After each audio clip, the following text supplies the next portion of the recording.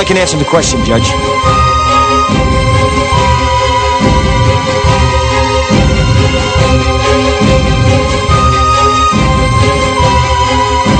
You can't handle the truth!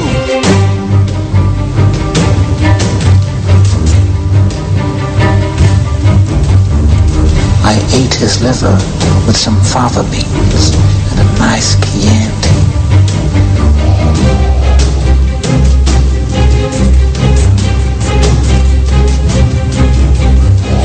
Rubs the lotion on its skin or else it gets the hose again.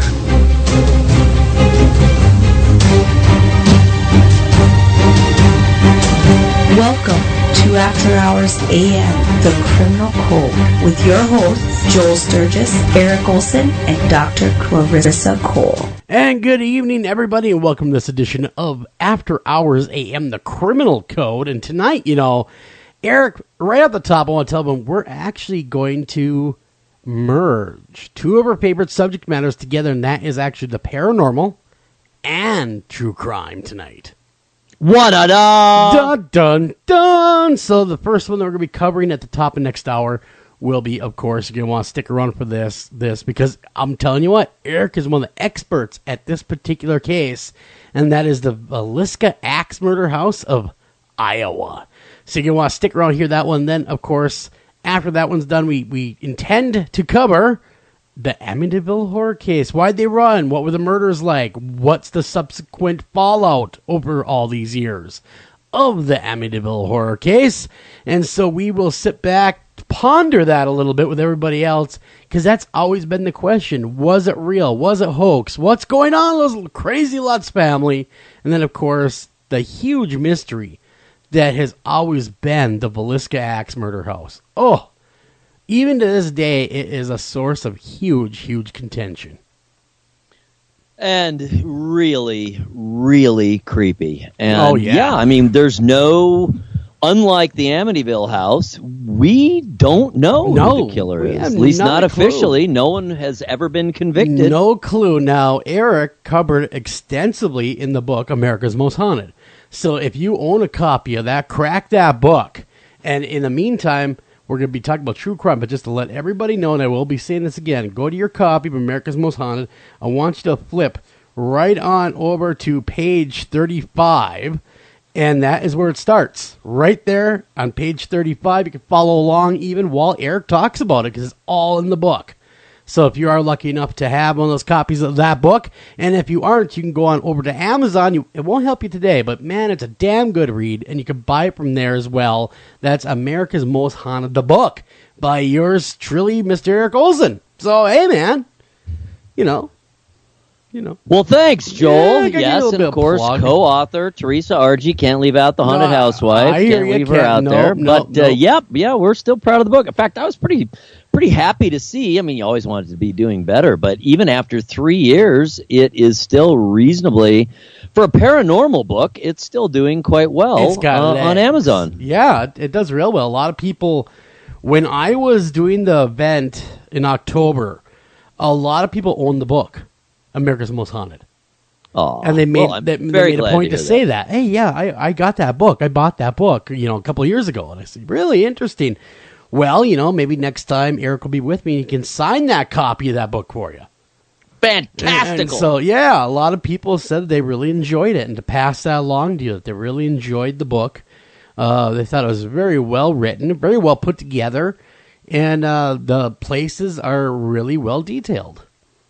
Well, we tried very hard, and we tried to cover it kind of from all angles. We tried to do the very best we could to truly research the historical aspects and to verify any and all historical aspects as best we could, as opposed to, say, the tales that are commonly told about these various locations. Exactly. And then, of course, we did all kinds of paranormal investigation, either ourselves, separately, or individually, or we interviewed those who have been to these places and conducted amazing investigations. We talked with a lot of the tour guides at a lot of these places, people who know these places really, really well. And, yeah, we did our best to kind of bring it all together into one coherent piece. And in looking back at it after the fact, I'm definitely proud of it. I think we did a good job. I think you should be, and so there's your 5-minute long plug to go buy. Thank you. The book, gosh darn it, and it is still available. And, it's worth your time to read it. And, of course, Villisca is right there, page 35, front and center. So, again, if you have the book, crack the book, follow along. But in the meantime, we're going to get to some of these true crime headlines. And where would you like to start, Mr. Olsen? Because we don't have our doctor here with us tonight. We do not. She is gone this week. So she'll be back next week. But right now, you get me and Eric. I mean, we'll do the best we can. All right, to be honest, she won't be here next week either. But then she'll be there that's 2 weeks in a row. That's right. She is taking a couple weeks off the damn day job, just getting right in the way. I know. Yeah, she's at some sort of seminar. I believe she's in Sacramento and doing her thing, being a cool guy, forensic psychologist with the California penal system, and I'm sure she's doing lots of very important things. All right. Well, I mean, you can't go wrong with Walmart. So no, you can't. I mean, my goodness. Let's start there. Well, what's going on at Old Wally? Oh, you want me to tell? Do you? I can do it. Police allege a 22-year-old Floridan man, Floridan, purchased a female Walmart. Okay, so let me back up, guys. Let me just back up. A 22-year-old Floridian punched a female Walmart employee in the face. Not in the gut, not in the shoulder, but right in the face. When she asked to see the receipt for the $285 in stolen merchandise he was pushing out of the store in a shopping cart. Beasley was arrested Sunday evening following the confrontation at a Walmart supercenter in Oldsmar, a city 15 miles east of Tampa, where Beasley resides.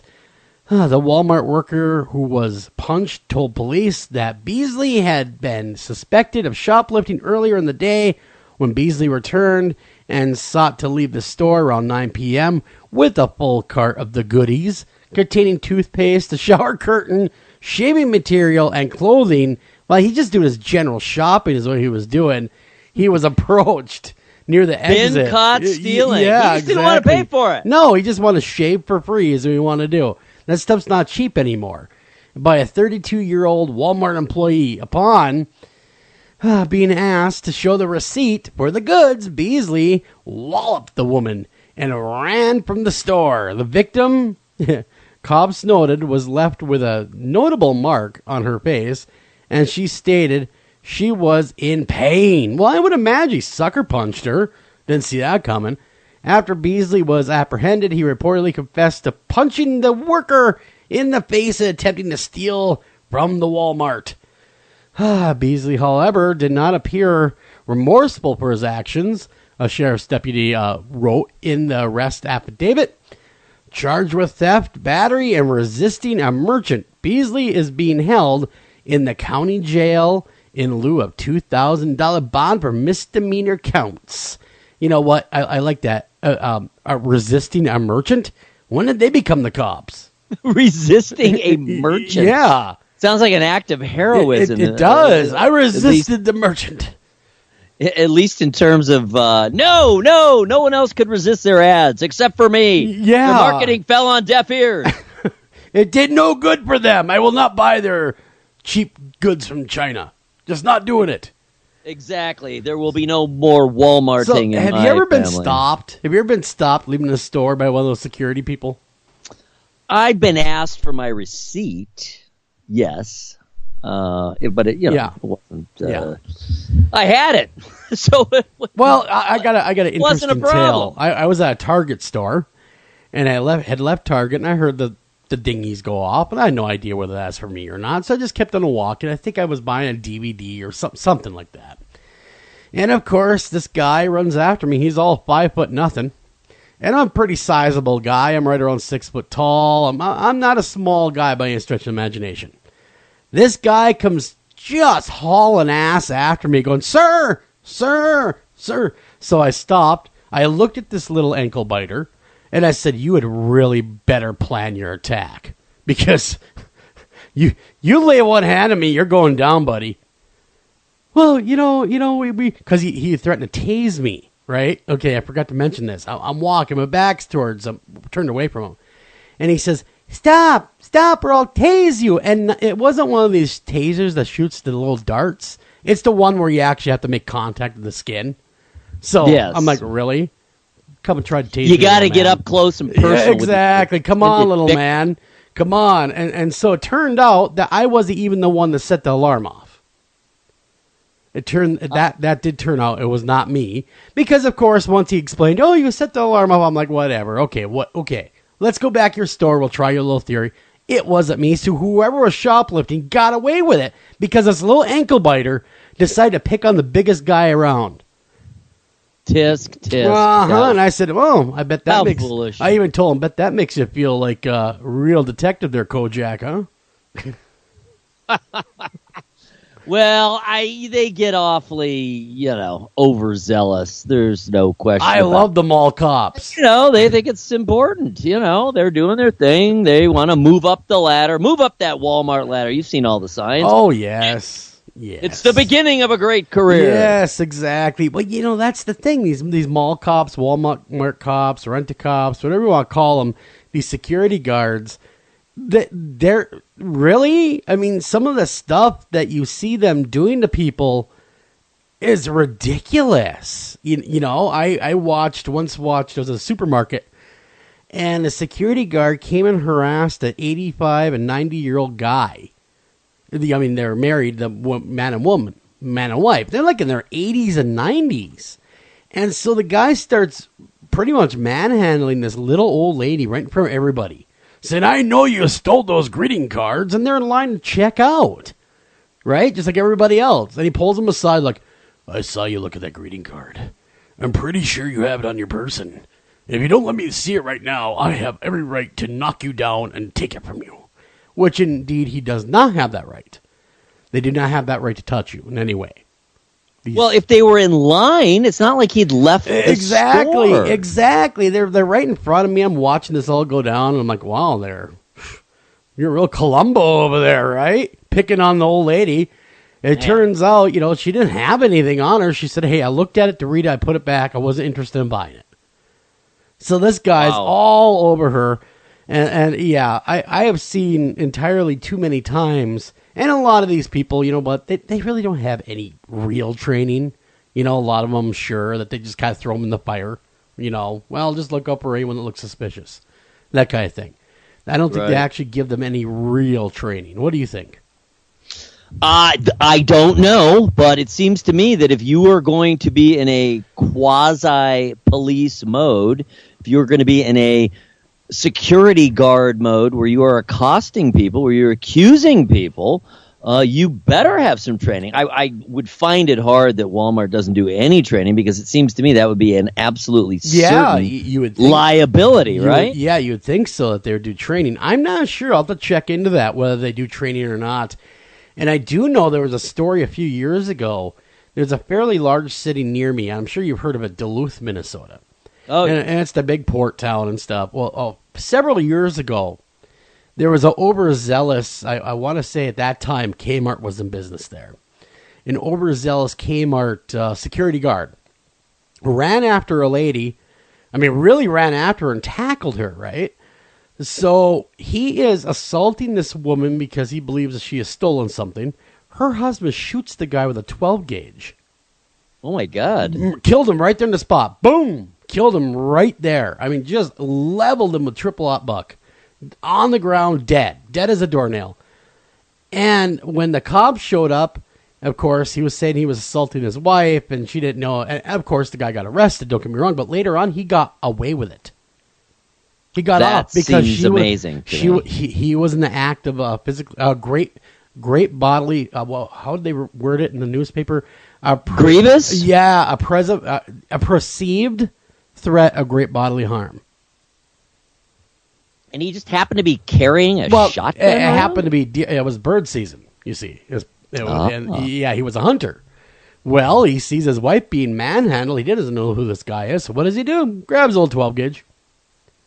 Dang. Levels the guy, and I guess the charges were like really, really reduced. I think it was maybe firing in public or something, some real small charge. I mean, comparatively to murder. But the guy did get away with it because he must have had one hell of an attorney, because they were able to prove, because the lady did have all sorts of bruises on her from being assaulted by this guy. So they really were roughing her up. They really were roughing her. He was on top of her while she was on the ground. Oh, man. He got up like he was going to slug her or something. This, according to what he was saying, I remember the report, and that is when he took action. Wow. And, well, I mean, I'm just saying, well, we're not too far away from Black Friday. Think of all the crap that goes down on that day. I hope we survive. Shootings, beatings, you name it, it happens. I mean, with everything that's happened this year and the regularity of these hideous mass shootings, man, I really hope we can avoid mayhem on Black Friday. Yeah, I sure hope so, but I don't know. It seems like every year there's some type of big altercation that you read about. Usually fighting over a television. Sure. Either fighting over a television or a phone or something. It is unreal what some people do on that Black Friday. I don't go. Do you go? I never go. I don't go early. I mean, I don't get up at 4 a.m, to vie with the crowds. I may wait till later in the day and show up at a few key places if I know there's something there that I'm really looking for. Usually, I know you do too. We both collect Blu-rays primarily these days. I try to avoid DVDs because they just don't have the picture quality. But exactly, we both collect Blu-rays. So every year, Walmart on that Black Friday. I think it gets earlier and earlier, right? Where it's starting. Yeah, Thursday. It's Thanksgiving night. Yeah, I just got the circular in the mail, they always send out the pamphlet. Come buy your crap at Walmart. Who needs a turkey and family when you can get great deals? More or less, well, That's about what it says, I'm sure. Yeah, and that's really, in essence, that's what it's saying. What I do more and more, and I've noticed, is just to avoid the BS that comes with Black Friday, is I go online and I shop. Yeah. Cyber Monday, I mean, exactly. Clean up on Amazon like you wouldn't believe. It is amazing. You shouldn't forget. I mean, there's something to getting out there in the real world at least once in a while, since so many of us barely do that anymore at all, Well, but people are asses, though. Come on. They really are. They can be. I love our audience, and I love the people I interact with, but when I'm in the general public, and I see the way they treat each other, it's just horrible. Well, it can be. Anyway, just to finish the thought. Yeah. Walmart always has, just outlandish doorbuster type deals on Blu-rays. And I do always at least check in. I don't get up early. And they do this thing where hour by hour, the deal gets worse and worse. But nonetheless, it's still a great deal if you get there anytime that day. At some point I check in, and man, I suck down. I mean, you're getting for $1, maybe 50 cents. Well, $2. That's why you have to know someone that works there. The inside track. Get that inside track, someone that works there that can maybe, pull stuff put aside for you. Sure, that would be good. I know someone like that. So anyhow, I do. I sleep with her. Oh, my goodness. She works at Walmart. She's a manager over there. And so, but anyhow, she can't do that for me, even though, although the discount does come in handy. Okay, getting back to why people are listening, by the way. And that is November 7th, a traveler napped? Okay, as a traveler napped in the next seat and other passengers, this is really weirdly written, looked on a man and a woman who had just met on board. I mean, they didn't even know each other. On a Delta Airlines flight, engaged in sex acts. According to the newly released police report, responding to a report of 2 passengers getting jiggy with it after, actually having intercourse on the aircraft right in front of everybody. Last Sunday afternoon the police responded last Sunday afternoon to Delta Gate at the Wayne County Airport in suburban Detroit. Well, it's Detroit. I mean, what do you expect? When cops boarded the Boeing 737, which had arrived from Los Angeles, they encountered Patricia Renee Knight, 48, and Jay Keon Marshall, 28. Ooh, he's really shooting up that ladder. Seated next to each other in row 26. Knight was on the aisles, while Marshall was in the middle of the seat. Knight, who lives outside L.A., was scheduled to fly on to Nashville. Marshall was planning to take a connecting flight to Miami, where he works as a bartender. Wow, asked about their activities on board, Knight and Marshall denied engaging in any sexual contact. Both passengers agreed that Knight fell asleep in Marshall's lap. It's all that innocent. He just fell asleep. His head hit my lap. What are you worried about, guys? Of course. And Marshall, seen above, of course, has a nice big picture of the guy smiling like, hey, guys, I got lucky in an airplane. Acknowledges that he grabbed her breasts on the outside of her clothes.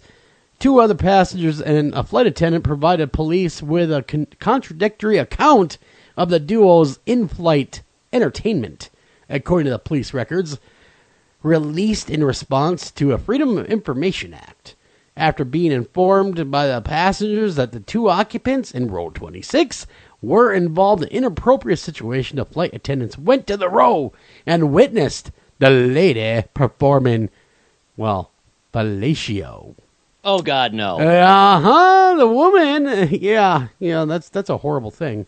The woman, the flight attendant wrote in a witness statement, wow, was bobbing her head up and down while she was what? Well, he was holding her down. I don't even know how much more I can read of this. The flight attendant added, he had a blanket kind of covering the act. So the flight attendant asked Knight and Marshall for their boarding cards and their names, and the employee also requested that Knight remain in the upright seated position for the duration of the flight. For his part, Marshall, he tried to apologize, he says, the flight attendant says, but she had none of it, and they called the police. Police came on board, got to the bottom of it, and one passenger reported that the two people in the front of me were foreplaying, which wasn't nice, along with noticing the pair engaging in kissing, and the passenger remarked that they felt bad for the guy. Why would they feel bad for the guy? Beside them. Wow, there was a dude, as I'm reading this a little bit ahead here, it wasn't just them alone in that little aisle. There was another guy sitting right next to them. Unbelievable. My people Lord. are just, I don't know. I see. Now I thought are they that oblivious? See, I thought maybe they're in the very back of the plane, just a couple seats back there, and no one was around really to see it go on. So, hijinks ensued. No, there was a dude right next to them both, right next to the window seat, that had to watch the whole thing. Unbelievable. Wow, man. Rather rude. That is very rude. I would be angry as well. I would be angry. Another traveler wrote that had witnessed Knight giving the guy to her in the 6E. The witness also noted that Knight was in the seat and had actually actually been assigned to that seat, and again, the passengers, the incident was horrible. I really can't go on because it does get a little icky, so even ickier. So anyhow, beans, I mangled this story because I am shocked that this would happen, quite honestly, and it's just really something to behold, I guess. What are you part of the Mile High Club there, Eric? You mean ever? Ever. I mean, everybody's now it's got completely illegal, Is it really? 100% illegal. You can no longer... 100% illegal. No longer allowed in any way, shape, or form. Wow, not if you're married. Not even if you're anything. Really? Wow. See, now that used to be the thing, remember? Back in the 80s and 90s? Sure. That was in the bathroom, obviously. Exactly. Yeah, in the privacy of the bathroom. which is not large. No, They are no, not they large. are. Never have been. No, It's they're tiny. Those bathrooms really are requires tiny. a lot of maneuvering. Yeah. See now, I would assume if someone were to partake in that particular activity, it would be in a substantially younger part of your life. Of course. You know. If I have to answer, You don't have to yes, answer. Wow, Eric. but long. Mile High Eric over there. I am not, unfortunately, a member of the Mile High Club, but you know, I will give no further details. We don't want other it either. than I was quite young. I was about 21. Did you know the girl? Oh, of course. Okay. Was it like these two where they just happened to meet on an airplane and start getting jiggy with it? No, in fact, in my entire life, I've really never done anything that spontaneous. I mean, I've never, just literally hit on someone or had them hit on me who I did not know and have it Think about that, come to full fruition, in that instance. That's never, Isn't ever that happened. insane? They just meet each other. It's never bizarre even beyond met belief. each other. They get together. He's 28. She's 48. Yeah, 20 years difference. 20 years difference. It could be his mother, for crying out loud. And they get jiggy with it with a witness right there. That is insane. I mean, at least go to the bathroom. Exactly. Go to the bathroom. I know they're tiny and all, but at least you won't get arrested. Yeah, and that's, I think, the new, I just remember seeing this. I didn't really read it because it didn't mean that much to me at this point in my life. But when I saw the announcement about something like, the Mile High Club will, has basically been shut down. I think what they were saying was all airlines, or at least American Airlines, or whoever was being included, or I don't mean American, I mean, U.S. based. Yes. I think they have to now make sure that never more than one person at a time go in the bathroom. How do they enforce that? I don't know. I mean, the only exception being obviously a baby, changing a baby. Yes, that would have to be the exception. But quite honestly, why do they care? Or just a small child in general. Part of me says, why do they care? But then again, I understand why they care because it's kind of disgusting. It's pretty disgusting, and it may be disturbing to others. And I suppose there's some form of potential liability if all of a sudden, they hit turbulence and people get flying ass over teacups in the bathroom, or hit their head, or whatever, injuries. Yeah. So yeah, it's insurance. I guarantee it. Yeah. I wouldn't want to comes be down to insurance, like everything else in the entire thing. Really, the insurance companies run our lives.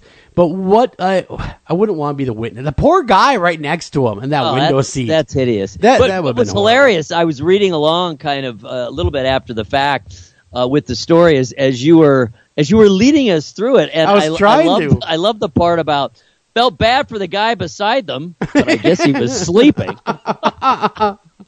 So maybe he didn't even notice. Maybe he didn't even notice. Or he might have woken up and said, "Am I next?" I don't know. Were they drinking? Who knows? It just seems so disruptive and obvious. I mean, come on, she Clintoned him right on the airplane. It's nuts. That's a whole other category. I'm not, and have never have been. That's just not that big a deal to me. That form of interaction. Yeah. No, if you know what I mean. I know exactly where you're going. I don't care that much about that. And never have it. So it's not like age or anything else. It's just like, no, that's not the same thing. Yeah, very true. Very true. There's a lot of people that disagree with you, but I hear you. I know there are. I hear you. I hear you, man. I hear you loud and clear. But we have to run a break, and when we come back, we are going to compose ourselves and come right back at it with some more true crime headlines. Be right back right after this.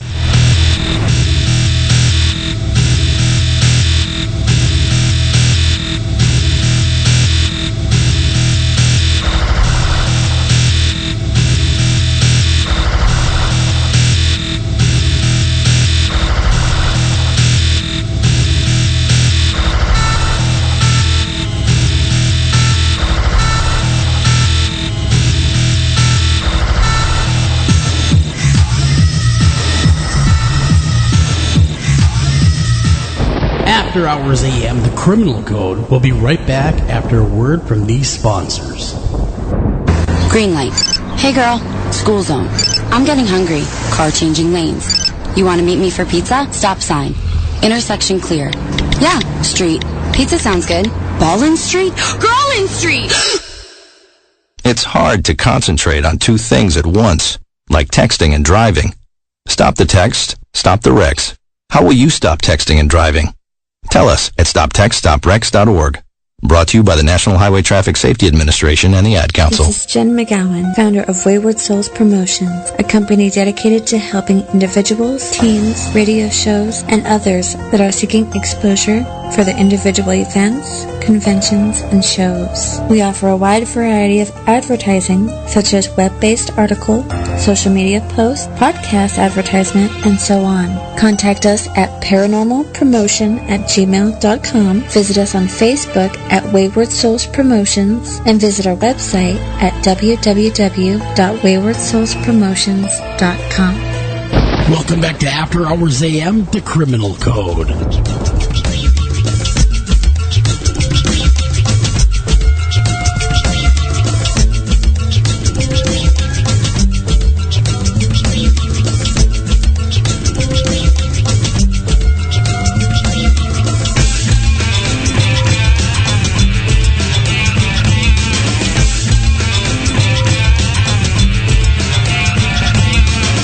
And welcome back to After Hours AM, the Criminal Code. I'm your host, Joel Sturgis. Right along with me, Eric Olsen. After we talked about airplane hijinks with people behaving badly on an airplane, we move on to, something that's not much better, but what the hell, we'll read it anyway. Prosecutors have declined to pursue a criminal case against a Florida man who was arrested for allegedly battering his sorry guys. Let me start all over. I have to get new glasses. I swear to God, Eric, I think bifocals are in my future. Okay. All right. I have to get glasses. I know. I haven't had glasses since I was 10. Really? Okay, so here we go. I mean, a little closer here to the screen. Prosecutors have declined to pursue a criminal case against a Florida woman who was arrested for allegedly battering her estranged husband when he interrupted her pleasuring herself. Yeah, you heard her here first, guys. She was pleasuring herself. Yeah. Flavia Higgins, 42, was arrested in mid-September following a 12:30 a.m. confrontation with her spouse, Garrett, inside their Port St. Lucie residence. The duo still shares, but were mainly separated, of course. They were maintaining separate bedrooms. They weren't like together. According to an arrest affidavit, Garrett, 43, arrived home and heard moaning from the home. Upon determining that the sound was coming from Flavia's bedroom, Garrett banged on the door, the locked door I might add, but received no response. Believing there was another man in the house, Garrett used a screwdriver, hell of a lock, to open the door. An incursion that was, it was not appreciated by her in her state. No, it was frowned upon. Who sought to, she began to try to physically escort him out, in her words. During an ensuing struggle, Flavia struck him in the face. Police charged. When questioned by the cops, Flavia said that Garrett barged into the room while she was pleasuring herself. The affidavit reports Flavia was subsequently arrested for misdemeanor domestic battery charge. In recent filing, prosecutors notified the court that they would not be pursuing criminal charges against Higgins. The no information notice, probably best to leave well enough alone. Exactly, does not detail the case and why it was abandoned, resulted in the court closure of the matter. So how would they take that one to court? Oh my God, this is just too stupid. Exactly, how would they take that one to court? Well, Judge, he had no right to bother her while the angry bee was visiting. Well, he broke into her room. He did, but he owns the house. But it's still her room. Yeah, if the door is locked and closed, and if they are officially separated, right? That is her space. He had no right. I agree with you. If he truly was concerned. Now, was he concerned or was he jealous that another I man would say might he's probably jealous. Because, if he didn't care, he wouldn't even be rapping on the door. He'd buy a pair of earplugs and go to bed. Exactly. So the bottom line is he was not approaching her with, in an above-board manner. Okay. Yeah, so she was jealous. Yeah. B, he broke in with a screwdriver, a locked door. And so, I mean, obviously she shouldn't have harmed him. No. Did they say it was intentional that she harmed him? It does not say one way or another whether it was intentional or not. I guess during the struggle, she struck him in the face. So I'm not sure whether she was even clothed when the struggle took place. You know what I'm saying? I mean, it might have been. Right. Yeah. So, basically he shows up. He probably goes in there, raps on the door, goes, I know you got a guy in there. I'm coming in right now. He opens the door, and there she is, doing her thing. Alone by herself, and tries to kick him out of the room. And, of course, he's got none of that. He's like, screw you, lady. And then next thing you know, they're fighting. And that's what happened. So, yeah, how would you write up that report? And what evidence would you have to confiscate? Exhibit A to the court. I present you the pink angry bumblebee. God, that's awful. Buzzing. That conjures it's up all the buzz. Images. Yeah. So anyway, it seems to me like, that was one to... There's enough mutual. It's like a no harm, no foul confrontation. In basketball. No blood. Let's. What she should have done is turn the stereo on. I mean, sure, music. Probably. I mean, in retrospect, I'm sure that most of us, they say men do it more than women, but I'm sure we all have engaged in activities that we would not want to be barged in on. Even if you're just taking a poop, man. Exactly. And, to just barge in, it is really inconsiderate. And it's a little rude. It's definitely rude, but what's kind of even funnier is, he was angry because she allegedly had a guy.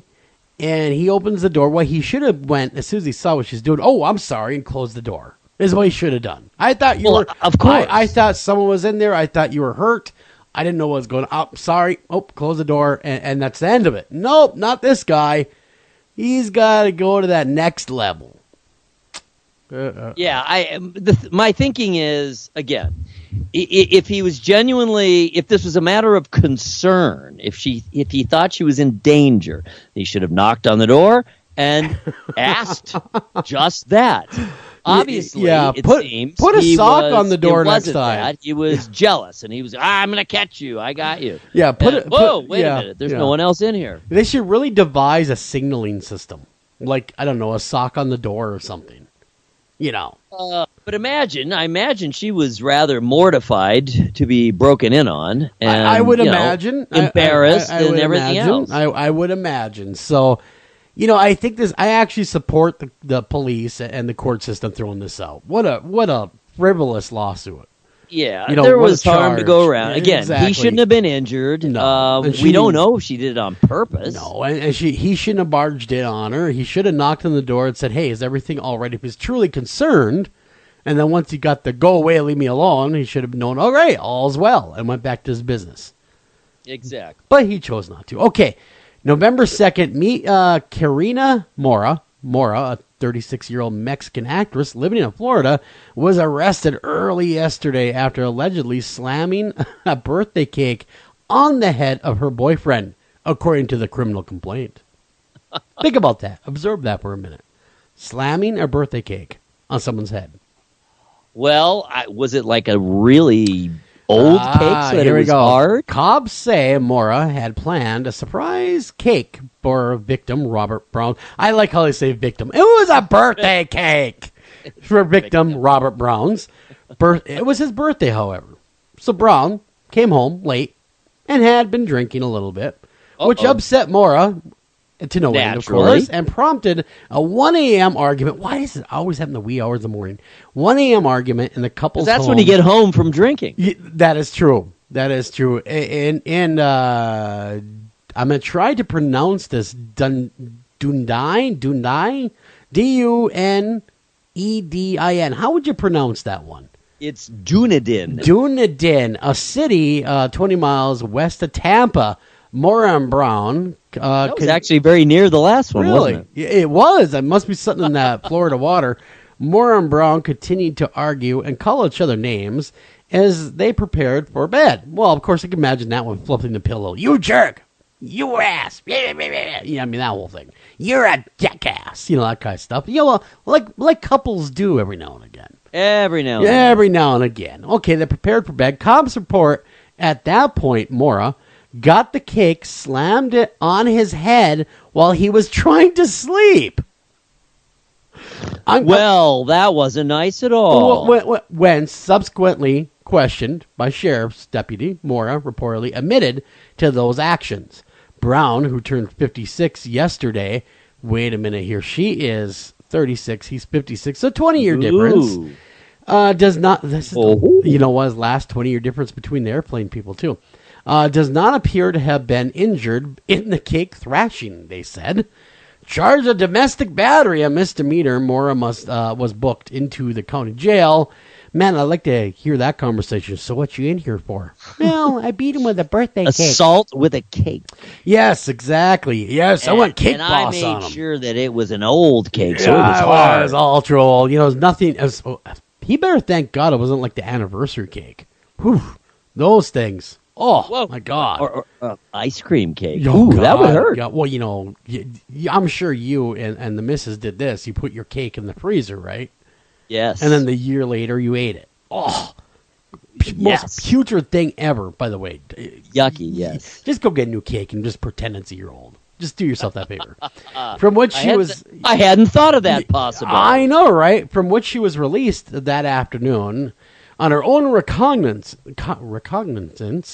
Maura appeared in numerous Mexican telenovela films and TV commercials.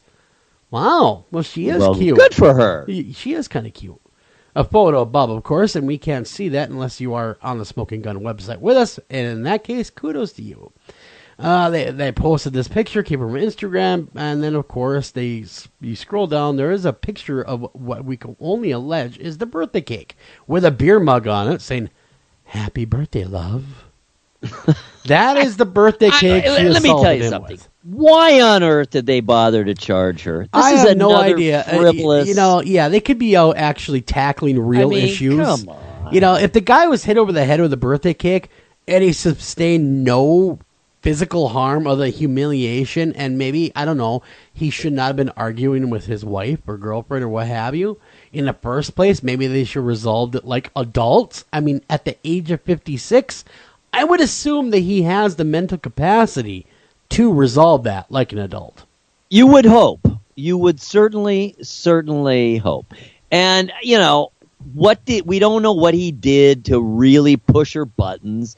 And he was rude to have been out drinking, anyway. I mean, it's a domestic dispute. Exactly. Let's face it. And we all know how to push our significant Who has other's not buttons. had a domestic dispute or two? That's right. You just never know. Sometimes the argument, I get the physical part of it. Yes, she should not have hit him with a cake. I get that. That is just wasting a perfectly good cake. All right? No, she should not have picked up the huge, heavy vacuum cleaner and tossed it at me. I ducked and it went out the picture window. Wow. No, she should not have scratched me with her 2-inch long nails across the cheek. Man. Wow. No, she should not have kneed me in the testicles, leaving black and blue mark for 6 weeks. But they're domestic disputes. Holy crap. Wow. Man.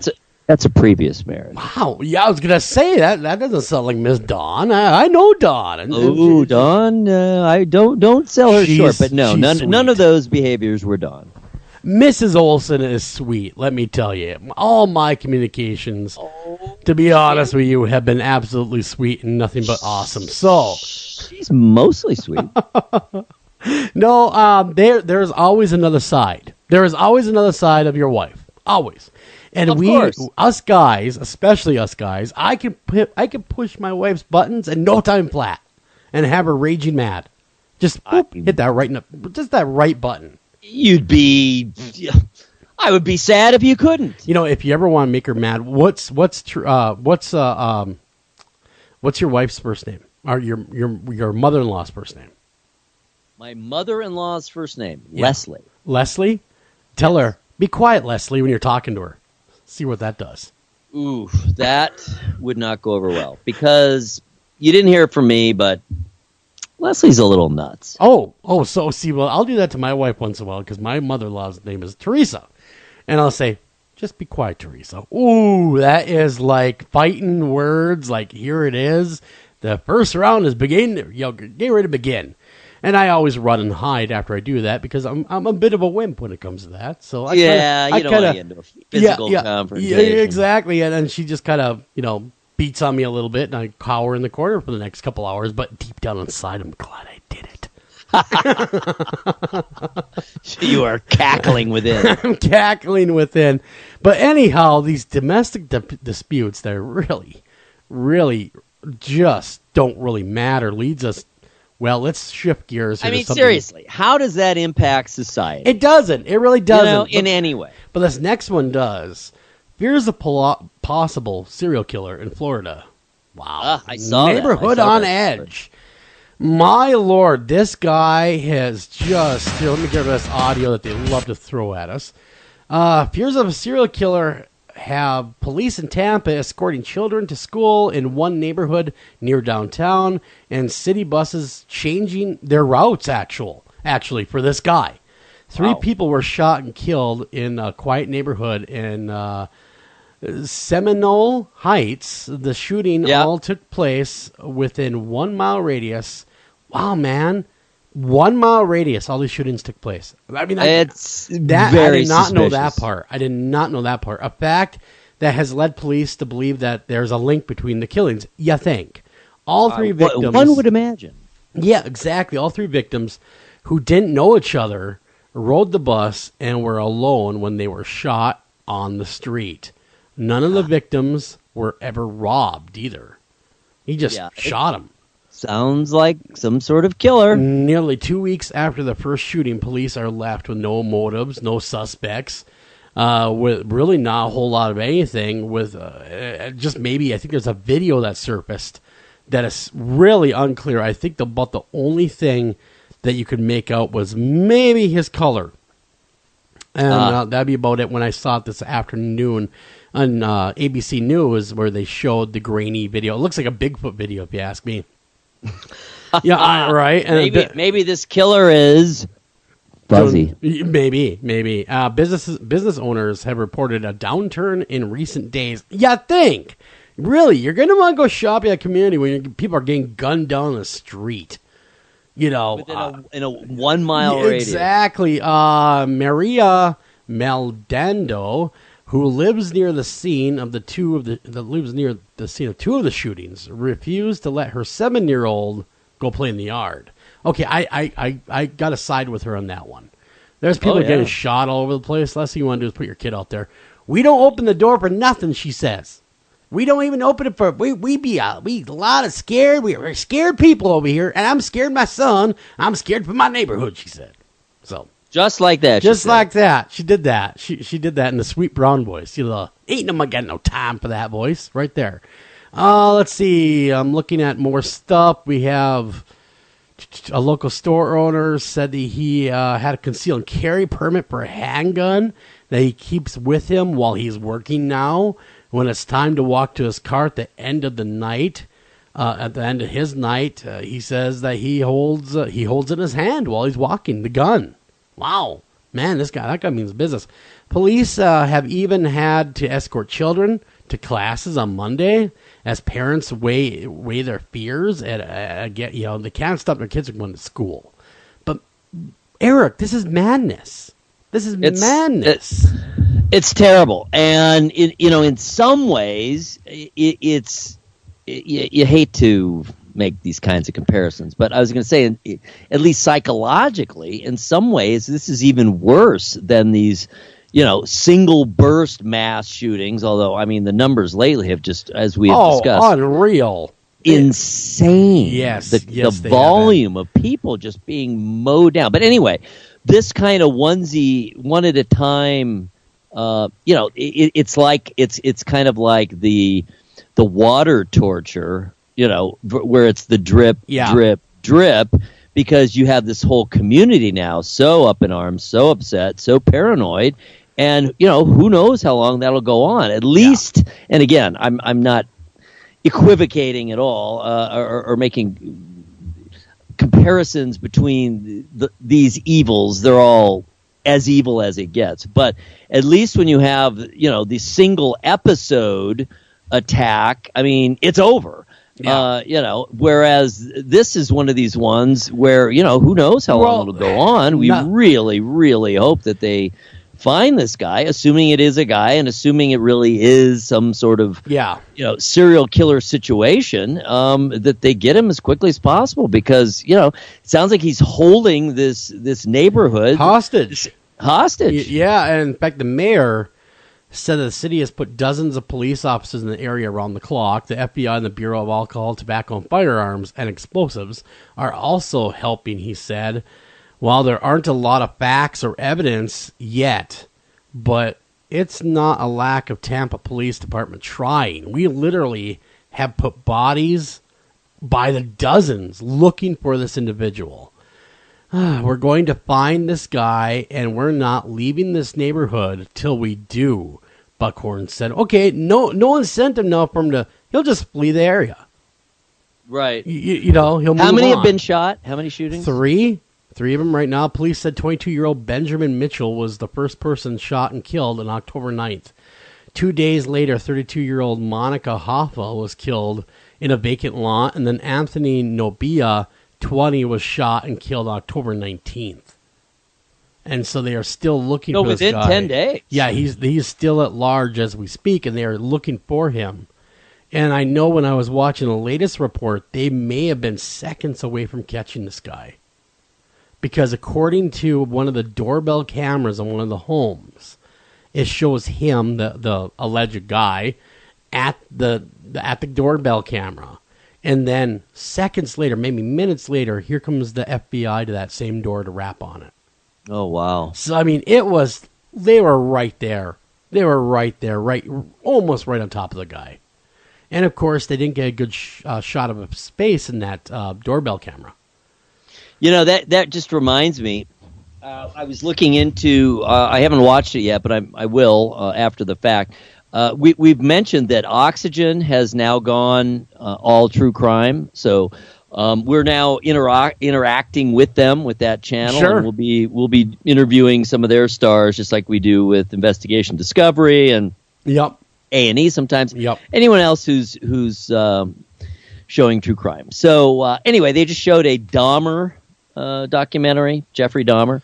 And what I hadn't realized, I didn't see it yet, but I read a really extensive summary of it, and I hadn't realized how many times that Dahmer had interacted with the police. Oh, yeah, he even coerced. There were so many times when they could have had him. He even coerced them to bring one of his victims back to his apartment. Oh, my God. I mean, he got the cops to literally take him to his door. Tell him, oh, it's my buddy. He's just drunk. Don't worry about it. We'll keep it down. Don't worry. Wow. And it was one of the people that happened to flee Dahmer. And when Dahmer went to go retrieve him, well, there was the cops. So what does Dahmer do? He walks up there going, yeah, he's drunk. We went out tonight because late at night. I'll just take him back to my apartment. He'll sleep it off. Well, the cops are like, yeah, sounds reasonable. Here, we'll help you get him to your apartment. Oh, God. So, well, we got to see that, of course. I'm going to watch it. It's available, I noticed, on their website. So we'll see what that's about. But, many times we have mentioned the fact that Don and I have been to Halloween parties at his childhood home. That's what you were saying. a few different times, and where he committed his first murder. Oh, so there was actually a murder in this house. It wasn't just... there was a murder in the house, and the body was stuffed up in the crawl space above his room. No. What? Yeah. So young Dahmer... At least temporarily. Young Dahmer kills somebody. Yeah, I'm assuming... I think he was 18. He was 18. He kills somebody, throws him up in the crawl space. And the current owner knows all this, right? Oh, yeah. And what does he think of it, or she think of it? Well, he doesn't live there anymore, though he still owns it. And I don't think, honestly, that he really owns it voluntarily. I think he owns it because he can't sell it. No one wants to buy the Dahmer house. Right. Well, he bought it knowing all this, though, I'm assuming. He did. He got a great deal, and it was a beautiful house. Gee, I wonder why he got a great deal. Maybe because his body's stuffed in the crawl space. Well, I don't think the bodies are currently there. Well, sure hope not. Sure. Well, I know, but what kind of paranormal activity happened? Exactly. I mean, that's he said the anything? Real question, right? Has he ever said anything to you? Like, well, there's some weird things that go on around here. He claims that he's just not attuned to that at all. And that even if there was something going on, he just wouldn't see it. He wouldn't notice it. Mm-hmm. But I think I've told you, we went twice. We went 2 years in a row. And it was literally on Halloween. They were Halloween parties on Halloween. So it was just spooky anyway. Obviously, that environment, added to it. But after that first party, Dawn, my wife, who isn't, she doesn't consider herself to be a psychic or a medium or anything like that, but who does appear to be quite sensitive, at least sometimes. She said she felt sick and had terrible nightmares for a full week. Wow. Yeah, I'd believe it. I would definitely believe that. I mean, the timing is pretty damning, right? That is. Memorable, terrible nightmares every night, and she felt just sickish and sick to her stomach for a week. He needs to sell his house to Zach Baggins. Gosh, he'd buy it. I mean, you would think there would certainly be people who would not only be interested in it, just, who would pay a premium for it. Exactly, simply because it's a piece of true crime history. And for the potential paranormal aspect. Exactly. You could kill two birds with one stone. No pun intended. You get, not only do you get the great story that goes with it, who Dahmer was, but you also can play it up a little bit. Yeah, I think the place is haunted. Next thing you know, Baggins be at his door going, can I buy it? Can I have it? See? If only he was... You may not touch this house. Yes, you cannot have this, hands all over it. Yeah, exactly. No, being in the home... Now, was he living there when you went to the party? I'm assuming he was. Yes, he did. Yep. And he lived there, and... He lived there for at least a few years. Really? Wow, man, I don't know... I don't think I could buy a house that I knew that happened in, to be honest with you. I believe he rents it out. I think that's, but I know he does not live there. And he didn't flat out say he hasn't sold it because he can't, get what he wants for it. But he implied it. I'd be, if I were the renter, I'd be like, want to hear a fun fact? Did you know a body will fit in a crawl space? Want to give it a try? Oh, I mean, he showed, when we got the tour, when we got there to that first time, he took us around. He showed us, here's the bedroom. It was up there. That's where the body was stuffed. I don't think it was there long, but it was at least there. Damn, you know what? 2 seconds is too long. Something. That's, even a minute in my house is too long or something like that. Oh, hell no. I ain't buying a house and some dead dude's hanging around it. Oh, hell no. That's insanity. And the party is so funny because I think this was really the first one he'd had there. And, of course, again, it was a Halloween party. So everyone's trying to be so cool and nonchalant. Yeah. And there was a vibe, So, I'll tell you. I hear this is the Dahmer house. Yeah. Yep. Wow.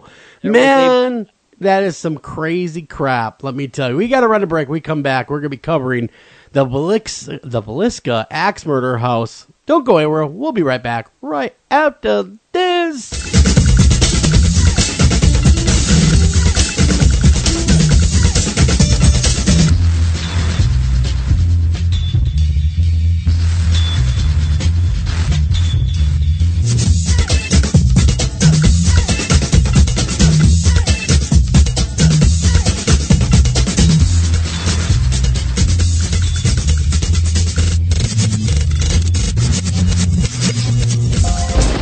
After Hours AM, the Criminal Code. We'll be right back after a word from these sponsors. Ranger Station, Ranger speaking. Yeah, hi. I'd like to report a bear sighting. Location. My backyard. Oh, your backyard. Try telling a bear that. I did, and this bear talked back. Talking bear, that's rich. No, wait, it was Smokey Bear. Smokey? Why didn't you say so? I did say so. Continue. I was burning yard waste. No, boy. He told me to burn legally and responsibly, and to remember that if it's too hot to touch, it's too hot to leave. And as always, he's right. You know, 9 out of 10 wildfires are caused by humans. That means 9 out of 10 wildfires can be prevented. Yeah, I know that now. Thanks to me. Actually, thanks to Smokey. As usual, the talking bear gets all the credit. Get your Smokey on. Always burn responsibly and contact your local fire department for open burning regulations. Because 9 out of 10 wildfires can be prevented. Brought to you by Smokey Bear, the U.S. Forest Service, your state forester, and the Ad Council. Learn more at smokeybear.com. Only you can prevent wildfires. Hi, Tom Bodette. If you can hear me, then you have an internet connection, which means you can do cool things online, like listen to streaming radio, obviously, or watch a video of a monkey washing a cat. Let your freak flag fly. Or you can book a room at a great price at Motel6.com. Isn't the internet wonderful? Everything you want right at your fingertips, and whoa, did not need to see that. I'm Tom Bodette for Motel 6, and we'll leave the light on for you. This is Jen McGowan, founder of Wayward Souls Promotions, a company dedicated to helping individuals, teams, radio shows, and others that are seeking exposure for their individual events, conventions, and shows. We offer a wide variety of advertising, such as web-based article, social media posts, podcast advertisement, and so on. Contact us at paranormalpromotion@gmail.com, visit us on Facebook at Wayward Souls Promotions, and visit our website at www.waywardsoulspromotions.com. Excuse me. Thousands of cancer patients can't afford a place to stay when the best treatment is far from home. A room shouldn't be the difference between life and death. Let's make sure that everyone who needs a room gets one. Let's make some noise. Let's help the American Cancer Society finish the fight. Text ROOM to 41518 to donate $10. Only in the forest can you see this. But nothing beats the moment you see that. Cool! That's your child's eyes opening up to a world of possibilities. There are some moments only the forest can inspire. Find yours at discovertheforest.org. Learn about forests near you and discover cool things to do when you go. And you might just see this. Visit discovertheforest.org.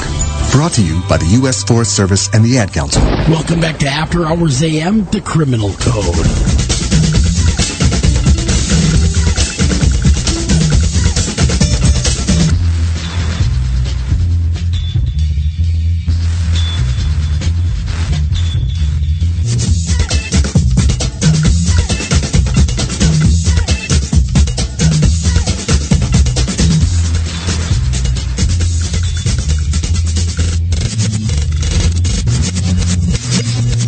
And welcome back to After Hours AM, the Criminal Code, everybody. I'm stumbling and I'm bumbling, but I will get through this show.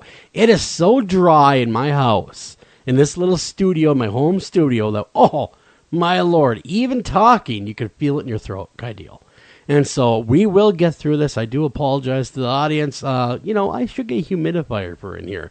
Okay, that being said, we're covering, me and Eric, we're going to be covering the Villisca Ax Murder House. Now, Eric is somewhat, I shouldn't say somewhat, he is an expert on this. He really is. He dove so headlong deep into this case for his book, America's Most Haunted, like we talked about at the front, the front of the show, the very, very top of the show, that really, he got to know the case so well. So without any further ado, our guest tonight is Eric Olsen. Eric. Yeah, and our guest the second half hour is us. Will be Joel Sturgis. Exactly.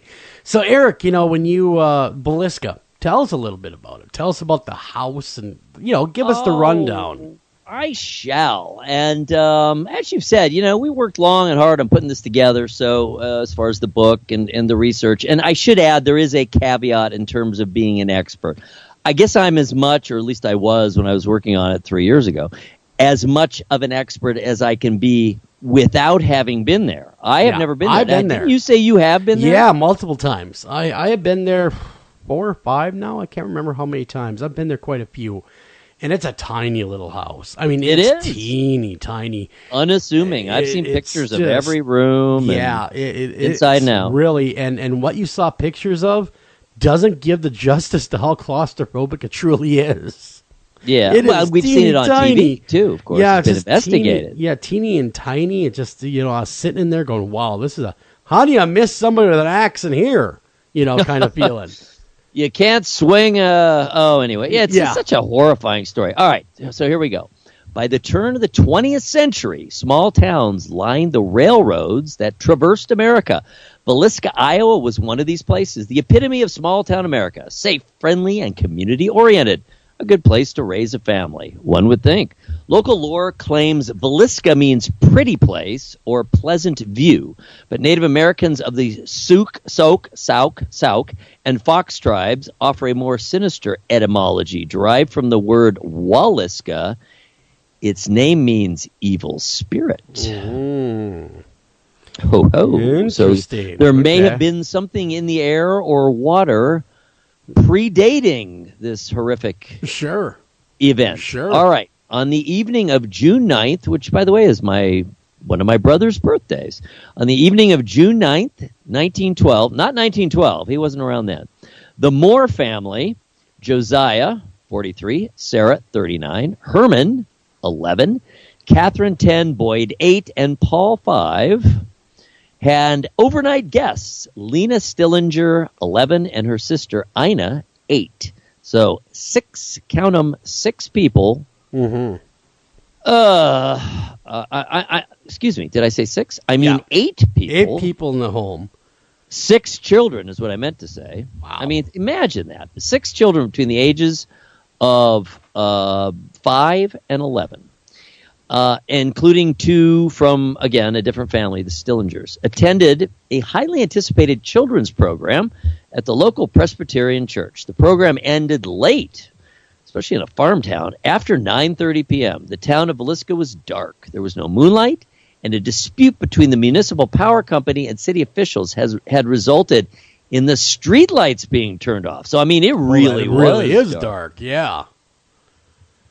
The Stillinger girls, afraid to walk home alone through the darkened streets, telephoned home seeking permission to stay with the Moores. The family and their young guests made their way home, settled into bed sometime around 10 p.m. When the sun came up Monday morning, a neighbor doing her wash noticed how unusually still the Moore house was. By the time the clock struck 7 a.m., curiosity turned to concern, and she telephoned Ross Moore, Josiah's brother. Ross telephoned the house. Getting no answer, he called his brother's store to find he had not yet arrived at work. Growing more concerned by the minute, Ross made haste to the Moore house. Along with the neighbor, Ross circled the house, calling out into his brother's family, looking for any signs of life. Can you imagine that? Circling this tiny house, the panic rising, nothing is going on. They knew there were at least 6 people. They may not have known about the 2 girls who were visiting, but all those people... Nothing. So the neighbor calls the brother. The brother shows up, circles the house, going, "Hey, Josiah, where the hell are you? Come on, man. What's going on over here?" Along with the concerned neighbor. By 8:30, Ross at 8:30, Ross, the brother, pulled out his keys and opened the locked door. Once inside, he made his way through the kitchen, then parlor, toward the downstairs bedroom. Almost immediately, he was confronted by the horrific sight of 2 bloody and lifeless figures lying in the small single bed in the downstairs sewing room. Ross stopped and immediately called Villisca Marshal Hank Horton, who arrived promptly to investigate. Once inside, Horton methodically went through the tiny house of horrors. And the very, very famous line that he uttered, the sheriff, was, "There's someone murdered in every bed." Wow. Can you imagine? You're this small-town sheriff. There probably had not been a murder I was going to say, I mean, we don't know, or they didn't know back then, like the modern crime scene analysis now like we employ and things like that. So just him walking in like that pretty much tainted that crime scene. Well, that's true, and I'm sure there was plenty of tainting that went on. Yeah, because I'm beyond sure, that. Yeah, because then it become like a big the whole damn town I was showed going to up. say a community affair. They're all coming in to take a look at the bodies. It did. All right. The only clue as to what had befallen the 8 victims was a bloody axe placed against the wall of the sewing room. Each victim had been bludgeoned with the blunt end of the axe until no face was recognizable. Oh my God. My Lord. It was later discovered that at least one of the Moores had been struck with the sharp end as well. The bloodied faces of each victim, and oddly, every mirror and window in the home had been covered with items of clothing or blankets. Why? I wonder why that is. Well, there are many theories about that, and we'll get to that. Okay. Something ultimately, I mean, a one-word answer might be shame. Yeah. Yeah, I have heard that before when I have gone there. And, of course, you get the tour and they tell you all that. But I always wondered why. Yeah, I mean, why cover it up? Why be ashamed? I mean, you're killing these people. I mean, you know what you're doing. Why would you?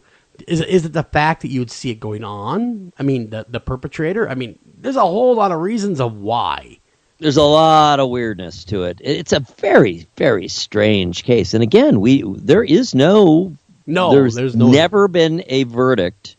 It is an unsolved case. Although I feel pretty strongly that kind of the more recent surmising as to who it might be, which we will certainly get into, is probably the most likely. Unless it's just, again, something utterly out of left field that we have no way of knowing and never will know because, it's over 100 years ago. All right. So, as you can imagine, word spread like wildfire through the close-knit community, and soon the house was overrun with police, neighbors, townsfolk, and curiosity seekers.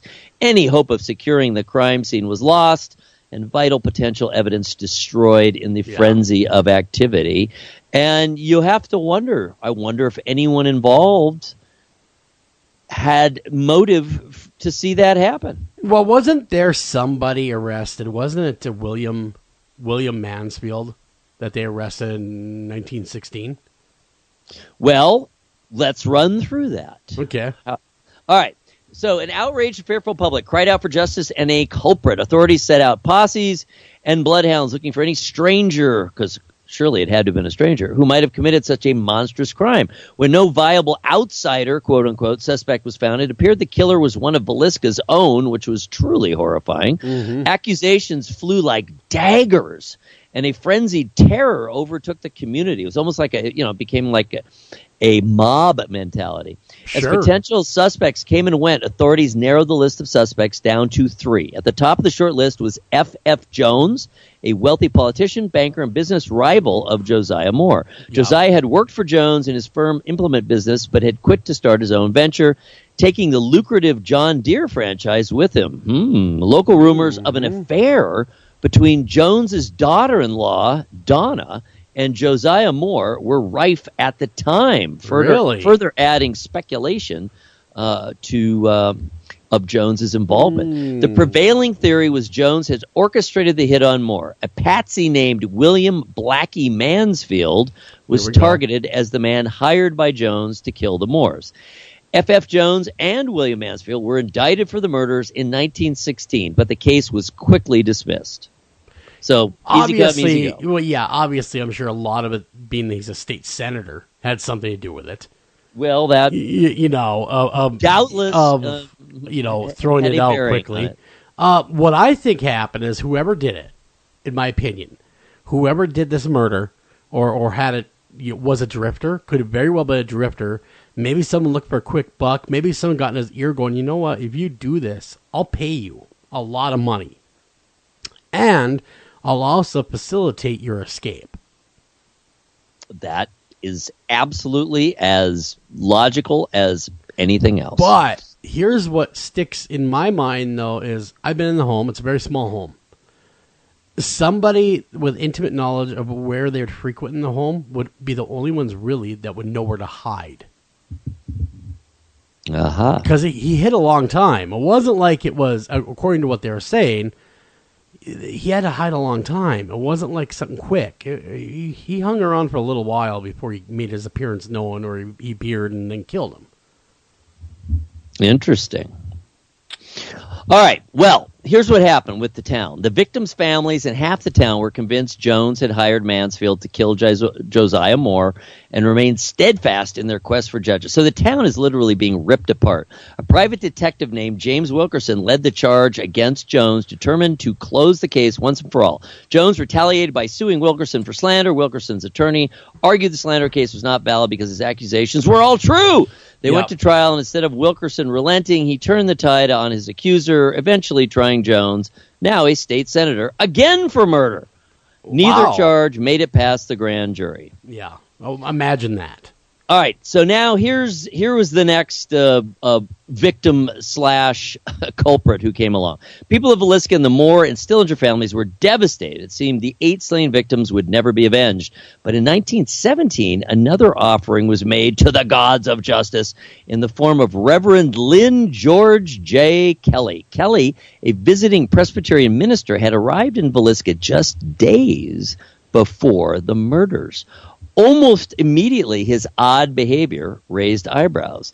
Kelly was a waif of a man, about 5'2", 119 pounds, Teeny guy. schizophrenic, and a possible pedophile who had been arrested for sending obscene materials through the mail. He spent the better part of a year in a mental hospital, in 1914. His proclivity for young girls and a witness's statement that he had known details of the Villisca crime before the bodies had been discovered led to an investigation in 1917.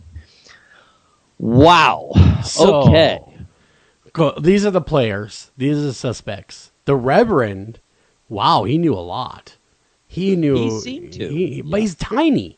He would have been too little tiny small. man. And it was, the speculation was, wow, could he have really caused that level of devastation swinging that axe against all those different people? Now, you don't have to be big to kill someone with an axe, but remember, this was 8 people. Well, exactly, and it wasn't the sharp end, it was the blunt end. Right, and there had to have been some kind of noise made, right? There So, in had other to words, have been. someone had to, you would imagine someone had woken up. All right, so here was the case against Kelly. He was an outsider, an Englishman, not of the Villisca community. While in custody, he supposedly confessed to the murders 3 times, but each version was slightly different. It's likely these confessions were coerced or even beaten out of him, yet vivid details painted a horrific picture, leading many to believe he really was somehow involved, even if he wasn't the killer, in the massacre. According to his confession, the night of the murders, Kelly hadn't been able to sleep, so he'd gone for a walk. While walking, he heard God's voice speaking to him, telling him to go forth and slay utterly. A dark shadow appeared, leading him to the Moores' house, where God spoke to him again. Suffer the little children to come unto me. Kelly said he was in a trance-like state, following the directions of the Lord, who led him to the axe by the shed. He picked it up as ordered, went inside, killed Josiah and Sarah. The voice told him to do the same to the 4 sleeping children in the next room. After, the voice said, "There's still more to be done." And he descended the stairs into the sewing room and killed Ina and Lena Stillinger. So he confessed to all that, but again, he made 3 separate confessions, and each one had different facts. Yeah. So his vivid confession notwithstanding, most doubted Kelly had actually committed the murder, stating the obvious fact that he lacked the physical attributes to do such a thing. In the first of 2 trials, it ended in a hung jury, 11-1 for acquittal. The second trial led to an acquittal. Most believe Kelly was deeply mentally disturbed, but doubted he actually committed the crime. No one else was ever tried for the murders. Some people think that Andy Sawyer did it. I've heard that name thrown out there because he was a hobo at the time, running the transit lines, and he came through Villisca. I have heard that. And some people believe that he might have been the hitman put up to it by somebody, obviously that had, and no pun intended, axe to grind against Josiah. And so what better person than a hobo? Hey, by the way, you're transit anyway. You need money. I got money. All you got to do is a small little job for me. So let's bring it. That's interesting. And yes, I did run into that theory. Absolutely. let's bring it up to the present now. So the massacre faded into the memory of the town like the blood-stained walls in the Moore house, whitewashed again and again to cover the past. The house remained vacant for a number of years before a series of families passed through. Occasionally, an occupant reported something strange, but for the most part, the house remained quiet, paranormally speaking. In 1993, Darwin Lynn bought the property with the aim of restoring it, choosing not to forget the horrors of 1912. Lynn turned the home into a living museum, opening it up to the outside world for the first time in nearly 100 years. Soon visitors reported strange experiences. It was evident the notorious Villisca Ax Murder House was haunted. Several television programs have filmed episodes there, including Scariest Places on Earth, Ghost Adventures, and My Ghost Story, as well as an award-winning documentary, Villisca, Living with a Mystery, by Kelly and Tammy Rundle, featuring commentary by Dr. Ed Epperly, a.k.a. the X-Man Epperly, the expert on the Villisca murders and the history surrounding the case. And he admits that after decades of research, he is still baffled by the events. Reports of startling, sometimes terrifying experiences continue to pour out of the modest house. Dark, ominous shadows, unusual cold spots, disembodied voices, a young girl's muffled cries, children's laughter, unseen hands rolling a ball, and doors that open and close by themselves are but a few of these supernatural claims. Heartbreakingly, spirits of the murdered children seem to linger shyly in the shadows. Go ahead. I was going to say because actually I was there, and it is a very active place. Very active, paranormally speaking. The reputation of the crudely but appropriately named Villisca Ax Murder House grows with each visit, each inquiry into its painful past. The death of 8 innocents live on in the memories of the thousands of souls who make the pilgrimage to Iowa to pay their respects and commune with the spirits of the most haunted house in the United States of America. All right. So obviously we have lots more information in the chapter in the book, including a lot of very, very specific and lengthy descriptions of the paranormal activity. Yeah. But just for example, on Ghost Adventures, the Ghost Adventures crew captured a fascinating poltergeist or telekinetic phenomenon while investigating. And what portion of the house was that? I will check that in a moment. The children's room. Yeah, the upper bedroom. Yeah. Yeah. Was where that was. And so what they came across, in their usual style, the guys placed their signature X to mark the position of the static stationary camera. This allows several hotspots to be monitored while they investigate in other areas. While Zach, Nick, and Aaron reviewed audio files in the barn, the upstairs infrared camera covering the children's room captured something startling. With no living soul inside the house, an open closet door slammed shut forcefully. The remarkable footage clearly shows a wide open door quickly and deliberately closing on its own. Could this have been a violent display of power by the spirit of an axe-wielding murderer or a frightened child desperately seeking help? Yeah, who knows? What's your theory, though, on the murder? After you really investigated it, really poured hours upon hours of information on this. You read a lot of stuff. What's your thinking? Alrighty then. Okay, so Villisca is the little town with the big, big secret. Yeah. And it remains to this day, technically anyway.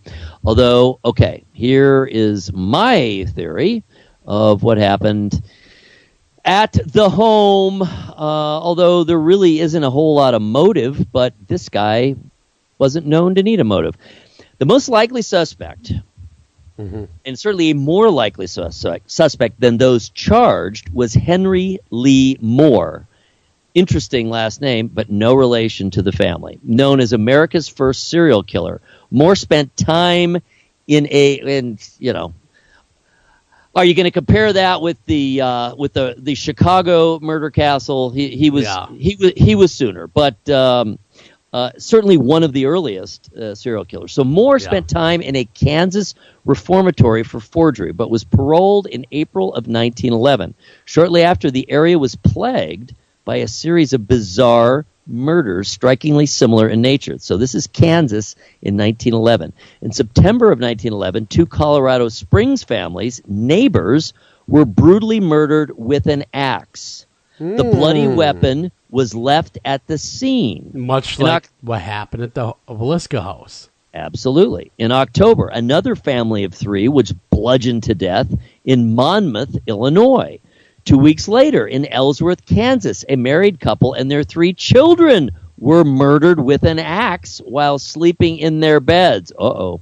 How familiar does that sound? Wait a minute. Why is this Henry Lee Moore not brought to trial? Good question. All right. I mean, motive is there. MO is there. Certainly the MO is there. I don't think there was any evidence linking him directly to the town, let alone the killing. But my goodness, who in 1911 was randomly going around killing families in their homes with an axe? Well, because a similar case is the Colorado Horror, which is Colorado Springs in June 15th, 1912. Wow. Okay. They were in constant touch with Villisca authorities and added parallels in the Moore and the Villisca case. Details of this crime scene, the Ellsworth, Kansas married couple, 3 kids killing, and the Villisca scene were remarkably similar. A kerosene lantern, chimney removed, was found at the end of the bed. The wife's head, severely mutilated, her body posed grotesquely in a sexual position. All of these murder locations were tied to each other via railroad, by which the killer likely made his escape. Henry Lee Moore, who worked for the railroad, arrived in Columbia, Missouri on December 17, 1912, the day before the murdered bodies of his mother and grandmother were discovered. So he was put away for those. In his hotel room, incriminating items, including clippings of the previous murders and blood evidence, were found. He also bragged to friends how he had viewed mutilated bodies in the morgue. Moore was convicted in March of 1913 of the murder of his mother and grandmother. Interestingly, the wave of bizarre, vicious axe murders in the lower Midwest ended immediately after that. Was Henry Lee Moore overlooked as a suspect in the Villisca crimes? Were the wounded residents of Villisca so focused on their tiny portion of the world that they were blind to the bigger picture? Murder is nothing new, but a wave of seemingly random axe murders over such a short period of time is far outside the norm. When Darwin Lynn bought the property and began dredging up the past, the good people of Villisca were mortified. But it needed to be done. The secret was too big to hide under a cloak of ignorance and denial. When the renovations began, Lynn stirred up more than just angry neighbors. He woke the spirits of the house, and not just the victims, but seemingly the murderers as well. Do the ghosts of 6 children still linger in limbo in the place of their deaths, or is there something else residing there? The victims, completely unaware that they are indeed dead, may still be living their afterlife in the place they died. Yeah, I got that real feeling when I was there, too, that the spirits didn't even realize they were dead. And mainly because they were asleep when they're murdered. You know, they got no reference point of their own death. So, and they were so young, especially the children.